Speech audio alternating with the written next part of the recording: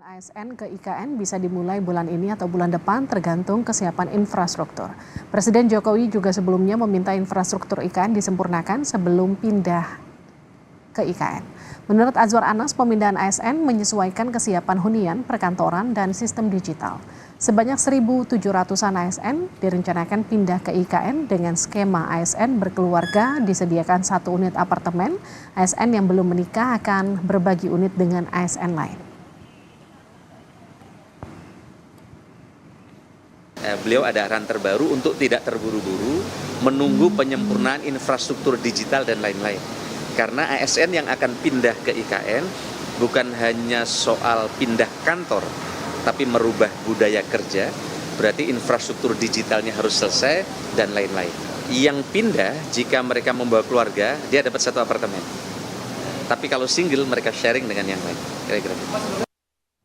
Dewan Pengawas atau Dewas KPK menyatakan Wakil Ketua KPK Nurul Gufron terbukti melakukan pelanggaran etik. Sidang etik Dewas KPK menjatuhkan sanksi etik berupa teguran tertulis dan pemotongan gaji 20% selama 6 bulan.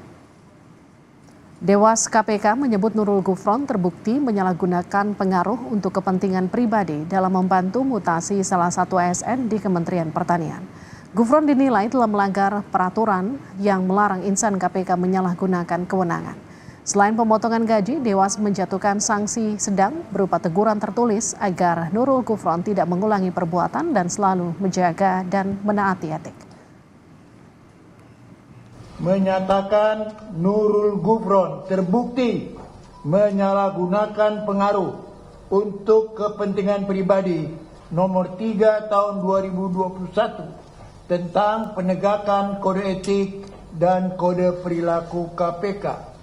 2. Menjatuhkan sanksi sedang kepada terperiksa berupa teguran tertulis, yaitu agar terperiksa tidak mengulangi perbuatannya dan agar terperiksa selaku pimpinan Komisi Pemberantasan Korupsi senantiasa menjaga sikap dan perilaku dengan mentaati dan melaksanakan kode etik dan kode perilaku KPK, dan pemotongan penghasilan yang diterima setiap bulan di KPK sebesar 20% selama 6 bulan.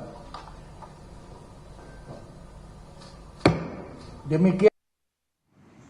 Sanksi etik yang dijatuhkan Dewas KPK terhadap Nurul Gufron menambah panjang daftar pimpinan KPK yang melakukan pelanggaran.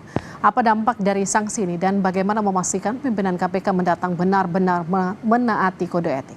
Kita akan bahas bersama Wakil Ketua Komisi 3 DPR, Habibur Rahman, dan peneliti Pukat UGM Zainur Rahman. Selamat malam Mas Habib, selamat malam juga Mas Zainur. Ya, selamat malam. Assalamualaikum. Waalaikumsalam. Saya ke Mas Zainur dulu. Mas Zainur, jadi bagaimana melihat sanksi ini? Teguran dan potong gaji 20%. Ya, ini memang dari dulu ya, Dewas itu tidak sebesar nama-nama besar yang mengisi di dalamnya gitu ya. Dari awal misalnya dulu ketika kasusnya Lili Pintauli Siregar, sanksi yang dijatuhkan juga sangat lembek kami sebut. Kenapa lembek? Karena waktu itu hanya dipotong gaji juga gitu. Seharusnya sudah sanksi permintaan untuk mengundurkan diri begitu.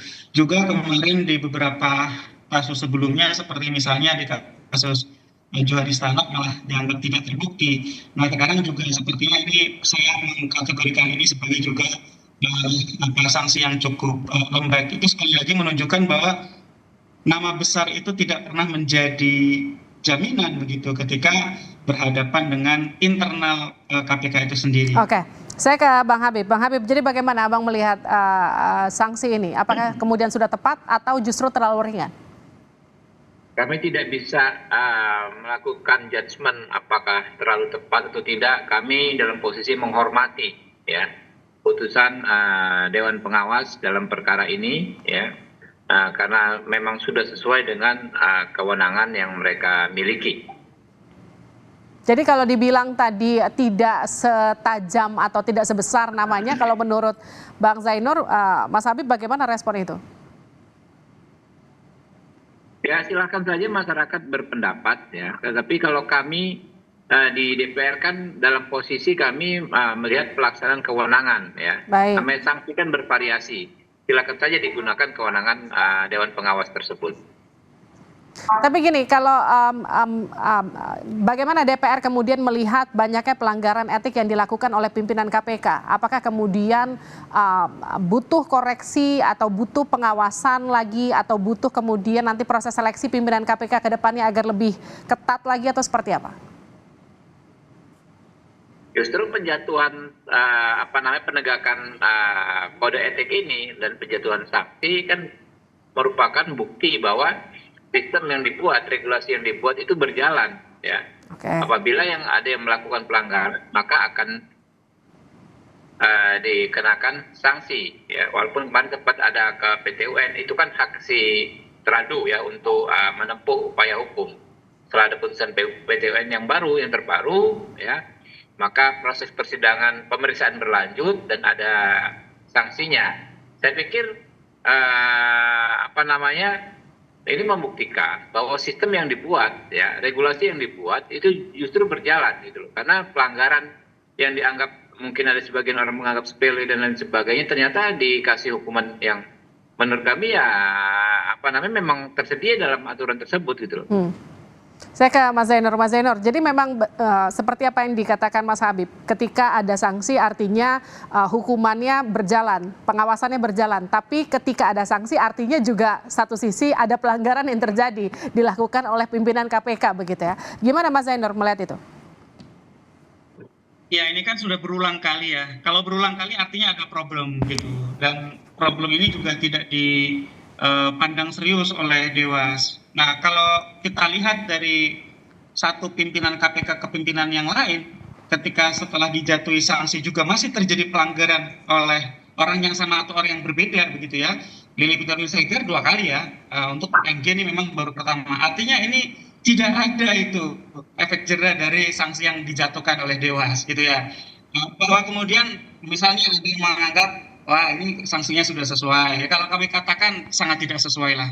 Menurut kami ini sangat ringan. Kenapa? Karena di KPK sejak dulu ya nilai integritas itu harga mati. KPK itu tagline-nya berani jujur hebat gitu ya. KPK itu mempromosikan nilai-nilai kejujuran setiap hari kepada masyarakat, kepada para penyelenggara negara. Sehingga di KPK itu nilai integritas itu harusnya benar-benar dijunjung tinggi. Nah, perbuatan dari NG Wakil Ketua KPK ini kan mencederai itu sehingga terbukti bersalah dan dijatuhi sanksi etik oleh Dewas gitu ya. Nah, memang kalau menurut kami sanksinya sangat ringan. Kenapa? Karena hanya sanksi sedang potong gaji 20%. Akan sangat tidak terasa untuk penyelenggara negara, untuk pejabat publik potong gaji 20% itu gitu ya.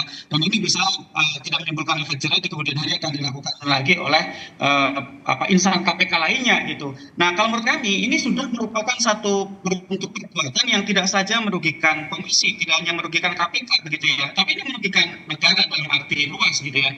Bukan negara kehilangan uang, Mbak, tetapi negara itu menjadi rusak sistemnya ketika ada seorang pimpinan KPK dalam tanda kutip menggunakan pengaruhnya untuk penempatan pegawai di Kementan begitu ya. Artinya ini ya pemerintah secara keseluruhan itu bisa terpengaruh dengan betapa rendahnya nilai integritas yang dicontohkan oleh pimpinan KPK.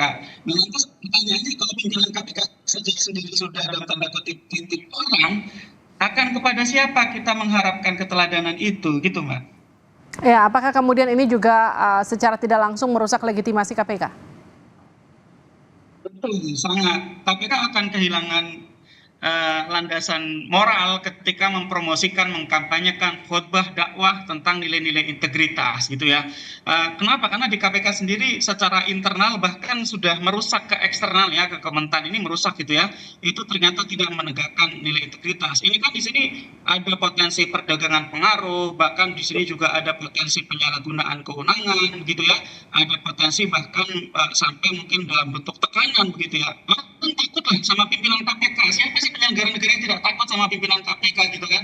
Apalagi penyelenggara negara tersebut kita tahu sendiri di Kementerian kemudian terungkap banyak kasus gitu ya. Oleh karena itu menurut saya ini sudah merugikan level pemberantasan korupsinya sendiri yang dirugikan, tidak saja level komisi atau KPK-nya yang mungkin namanya tercoret gitu. Sehingga menurut saya sanksi yang tepat itu bukan sanksi sedang berupa pemotongan gaji 20%. Sanksi yang tepat adalah rekomendasi kepada yang bersangkutan untuk mengundurkan diri sebagai pimpinan KPK. Baik, ke Bang Habib. Jadi bagaimana kemudian DPR mengawasi pimpinan KPK agar tidak memanfaatkan pengaruh atau wewenangnya kembali? Ya, soal Dewas ini ya pada awalnya kan ditentang oleh banyak pihak karena dianggap akan mengganggu independensi pimpinan KPK ya, keberadaan Dewas. Lalu ketika kemarin Dewas menjalankan tugas hampir 5 tahun ya, 4 tahun sekian, mulai ada yang kena sanksi dan lain sebagainya, timbullah semacam pertentangan antara Dewas dengan pimpinan KPK ya, saling berupaya menegasikan satu sama lain. Dewas mengatakan dalam raker sama kami ya bahwa kewenangannya tidak diatur secara jelas sehingga sulit untuk bersikap tegas. Kemudian pimpinan juga mengeluhkan soal keberadaan Dewas ini. Nah, ini kan namanya proses ya, kita berhukum ya, mulai dari menyusun regulasi dan lain sebagainya kan dinamis. Tentu kami akan menyerap terus aspirasi dari masyarakat ya. Dinamika seperti ini. Dulu ditentang karena kita takut dianggap menghambat, sekarang dikritik karena dianggap kurang tegas. Nanti seperti apa rumusannya kita akan serap terus dari masyarakat. Saya bacakan dulu pernyataan dari Nurul Gufron yang menghormati putusan Dewas KPK yang menyatakan ia hanya menyampaikan keluhan namun ternyata ditindaklanjuti oleh Kementerian Pertanian. Kita dengarkan. Pertimbangan atas pembelaan saya yang ditolak tersebut dan saya tidak bisa ngapa-ngapain, artinya prosesnya sudah sesuai dengan prosedur. Saya juga telah memberikan pertimbangan bahwa saya menganggap perkaranya secara substansial bahwa saya tidak pernah minta bantuan, cuma itu ditafsiri oleh saudara Kasdi sendiri. Saya menyampaikan keluhan sebagaimana dipertimbangkan tadi, saya juga menyampaikan keluhan. Dan tapi oleh Kasdi kemudian ditanggapi sebagai permohonan bantuan dan kemudian dia menindaklanjuti. Jadi kalau menurut Gufron itu secara tidak langsung ia tidak meminta, tapi ia hanya menyampaikan kemudian ditindaklanjuti. Mas Zainur. Ya, tentu ruang pembelaan diri sudah diberikan dan digunakan oleh MG ya di hadapan Dewas.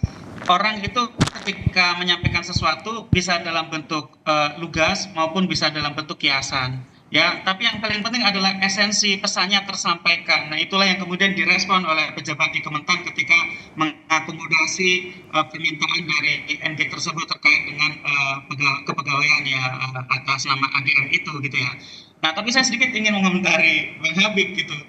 Dari sebelum KPK itu diubah dalam Undang-Undang 19 2019, dulu sebelum ada Dewas, pelanggaran etik oleh insan KPK itu tidak sebanyak ini, Bang. Tapi dulu bukannya tidak ada penegakan etik, ada dulu ada komite etik yang bersifat ad hoc. Kalau ada pelanggaran kemudian dibuatkan komitenya. Nah, problem dari Dewas itu bukan sekadar praktiknya sekarang dipertanyakan oleh publik karena selalu lembek begitu ya, tetapi Undang-Undang 19 2019 itu memberi kewenangan 100% kepada Presiden untuk pertama kali itu mengangkat Dewas. Tanpa pertimbangan Bang Habib dan kawan-kawan, tidak ada peran Bang Habib di dalam mengangkat Dewas untuk yang pertama kali. Nah, untuk yang kedua itu hanya dalam bentuk pertimbangan. Artinya memang sebenarnya Dewas itu adalah orangnya Presiden. Secara konsep itu keliru. Itu yang ditentang oleh publik. Yang kedua adalah Dewas sebelum putusan Mahkamah Konstitusi itu punya kewenangan pro justisia di penyadapan, di izin sita, izin geledah gitu ya. Padahal Dewas itu bukan penegak hukum sehingga tidak cocok. Untung saja itu sudah diubah oleh Mahkamah Konstitusi menjadi pemberitahuan bukan lagi bersifat izin. Jadi memang publik pun ketika mengajukan keberatan juga punya argumentasi, Bang Habib. Nah, saya kembali lagi kepada apa yang menjadi keluhan dari NG ketika menerima sanksi ini. Saya membacanya justru dari pernyataan NG tadi, nggak ada sedikit pun rasa mengakui dan menyesal, apalagi kemudian meminta maaf kepada publik. Tidak ada itu kelihatan sedikit pun raut wajah, efek jera begitu ya. Ini sekali lagi menggambarkan bahwa proses penegakan etik di KPK itu sangat lemah begitu. Oke, respon Anda, Bang Habib? Ya, nggak ada masalah. Kami terus menyerap aspirasi di masyarakat, termasuk juga dari pimpinan KPK dan dari Dewas ketika rakar dengan kami. Saya teringat ketika rakar juga disampaikan bahwa ya ada kesan ini Dewas ini justru seperti pimpinan, karena banyak sekali katanya ya yang organisasinya langsung ke Dewas. Nah, hal-hal seperti itu kan bagian dari aspirasi-aspirasi ya, persoalan-persoalan yang kami cermati ya ke depan ya, seperti apa pengaturannya. Kami buka kesempatan ke masyarakat ya, termasuk teman-teman dari Pukat, dari ICW dan lain sebagainya. Silahkan saya sampaikan kepada kami ya, penyempurnaan pengaturan undang-undangnya seperti apa. Nanti kita diskusikan bersama. Baik, terima kasih Bang Habib. Terima kasih juga Mas Zainur sudah bergabung bersama kami di Sapa Indonesia.